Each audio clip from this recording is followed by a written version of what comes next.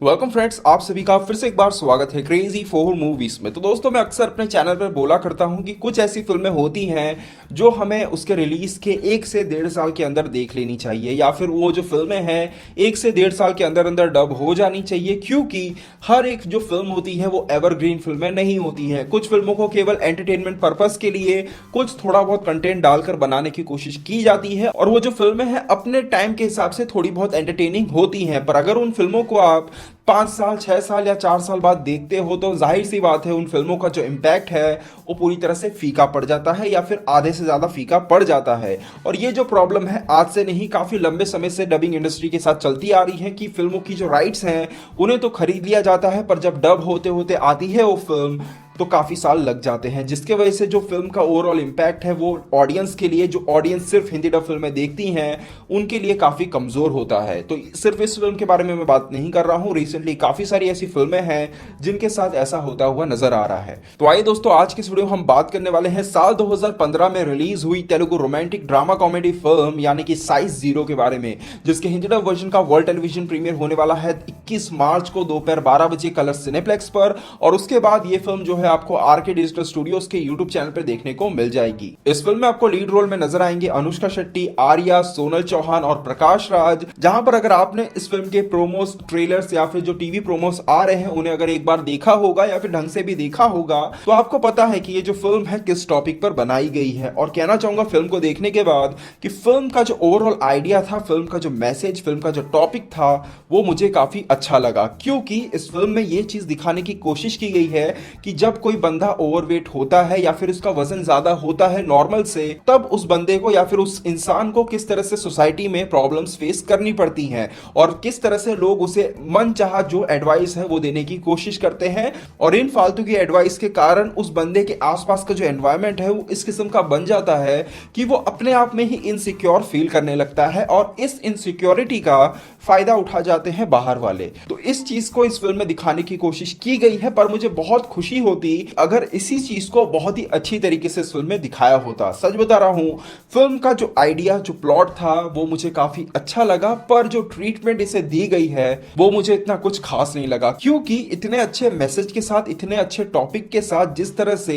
Film में romantic और drama का एंगल डाला गया है ना, वो इस पूरी फिल्म को एक साधारण फिल्म के तौर पर पेश करता है। फिल्म की जब शुरुआत होती है, यानी कि फिल्म के फर्स्ट हाफ में जो चीजें हैं मुझे काफी बैलेंस नजर आई। वहां पे थोड़ी सी कॉमेडी थी, इमोशंस था, ड्रामा था, हर एक चीज बैलेंस था, और जो चीजें हैं काफी पॉइंट पर अपनी तरह से क्लियर कट तरीके से बताने की कोशिश की गई है, और वो चीजें देखने में मजा भी आता है। और फिल्म का जो ओवरऑल फर्स्ट हाफ है वो अच्छा खासा एंटरटेनिंग नजर आता है, जहां पर जो परफॉर्मेंस वाइज है, जो स्क्रीन प्ले है, वो हर एक चीज काफी डिसेंट नजर आता है। पर जैसे ही फिल्म का सेकेंड हाफ स्टार्ट होता है, जहां पर हमें और आपको ऐसा लगेगा कि अब इस टॉपिक को और मजबूती के साथ फिल्म में आगे बढ़ाना चाहिए, और जो कहने की कोशिश की जा रही है उसे और बेहतरीन तरीके से बताना चाहिए, उसी समय फिल्म में रोमांटिक और ड्रामा का एंगल डाल दिया जाता है। वैसे इस फिल्म में रोमांस और ड्रामा कहानी के हिसाब से होना चाहिए था, पर बैलेंस जो है वो बिल्कुल बना नहीं रहता है, और कहीं ना कहीं जो रोमांस है, जो ड्रामा है, जो बाकी की चीजें हैं वो इतनी ज्यादा बढ़ जाती हैं कि फिल्म का जो ओवरऑल मैसेज, जो टॉपिक है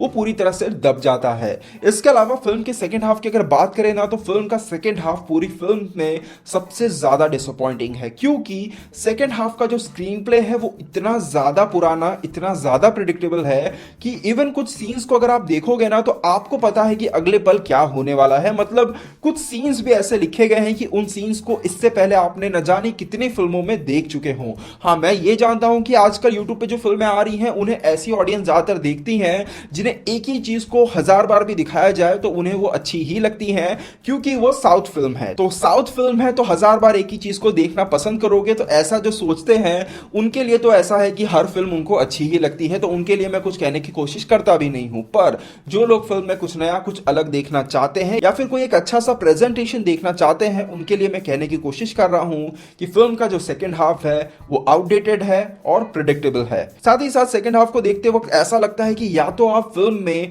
फिल्म का मैसेज दिखा लो या तो आप रोमांस दिखा लो, ऐसी हालत हो जाती है फिल्म के एक पॉइंट पर और देखने में बिल्कुल मजा नहीं आता है। फिल्म की क्लाइमैक्स की अगर बात करें तो अच्छे फर्स्ट हाफ, खराब सेकंड हाफ के बाद जो क्लाइमैक्स आता है, क्लाइमैक्स में कहूंगा ठीक ठाक था, क्योंकि क्लाइमैक्स में आपको काफी सारे सुपरस्टार्स नजर आते हैं, काफी सारे बड़े बड़े एक्टर्स नजर आते हैं, नागा अर्जुन, राणा दगुपति, फिर हंसिका मोटवानी, काफी सारे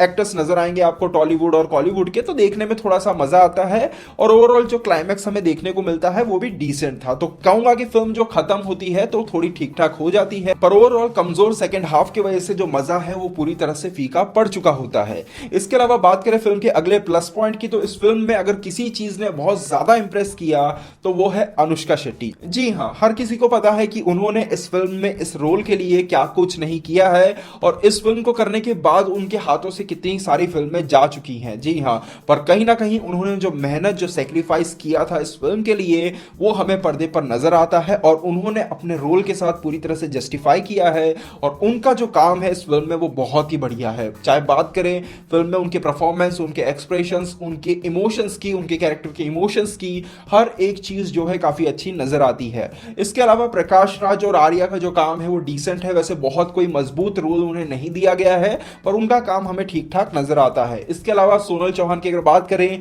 तो उनका काम मुझे उतना कुछ खास नजर नहीं आया। इसके अलावा बात करें गानों की, वैसे हिंदी डब वर्जन में आपको गाने तो देखने को मिलेंगे नहीं, पर गाने जो है फिल्म के अच्छे हैं, पर बहुत ज्यादा हैं। जी हाँ, सेकंड हाफ में इतने सारे गाने आते हैं कि मुझे ऐसा लगता है कि गानों को ही सुन रहा हूं मैं। तो ओवरऑल कहूं तो साइज 0 मेरे लिए इतनी अच्छी फिल्म साबित नहीं हुई। हाँ, मुझे फिल्म का जो मैसेज था वो मुझे काफी अच्छा लगा, और फिल्म में जो चीज बताने की कोशिश की गई है अगर उससे और अच्छी तरीके से दिखाया होता तो मुझे बहुत खुशी होती। फिर भी फिल्म के उस छोटे से मैसेज के लिए और फिल्म में अनुष्का शेट्टी की परफॉर्मेंस के लिए अगर आप उनके बहुत बड़े फैन हो तो फिल्म को एक बार जरूर देख सकते हो बिना कुछ एक्सपेक्टेशंस रखे। इसके अलावा अगर आपने इस फिल्म को पहले ही देख लिया है तो आपको ये फिल्म कैसी लगी मुझे कमेंट बॉक्स में जरूर बताइएगा। तो दोस्तों, यहीं तक था आज का वीडियो, उम्मीद करते वीडियो को पसंद आया होगा। वीडियो पसंद, वीडियो को लाइक और शेयर जरूर कीजिएगा। मिलते हैं हमारे अगले वीडियो में, तब तक के लिए बाय बाय, टेक केयर।